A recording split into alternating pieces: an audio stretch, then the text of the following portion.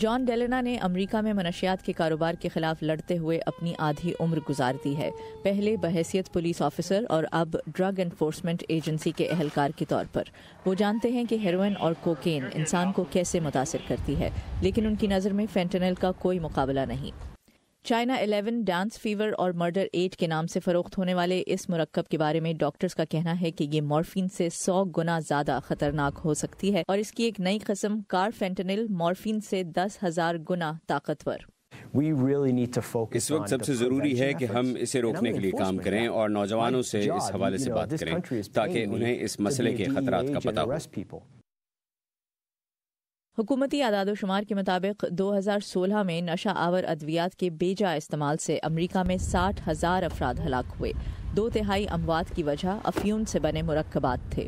فینٹنل صرف ان افراد کے لیے خطرہ نہیں جو اسے استعمال کرتے ہیں، بلکہ اس کی روک تھام کے لیے کام کرنے والے افراد بھی اس کے زہریلے بخارات سے متاثر ہو سکتے ہیں۔ جہاں یہ نشہ آور اشیاء موجود ہوں وہاں داخل ہونے سے پہلے ہمارے اہلکاروں کو خاص قسم کے ماسک، دستانے، چشمے اور سوٹ پہننے ہوتے ہیں تاکہ انہیں ان خطرناک کیمیکلز سے محفوظ رکھا جا سکے۔ فینٹنل کی وبا تباہ کن حد تک بڑھ چکی ہے، یہاں تک کہ اب طبی اور حفاظتی عملے کو فینٹنل کے توڑ کے طور پر نارکین نامی دوا اپنے ساتھ رکھنی پڑتی ہے تاکہ نشے سے بے ہوش شخص کہیں بھی ملے تو ان کی جان بچائی جا سکے۔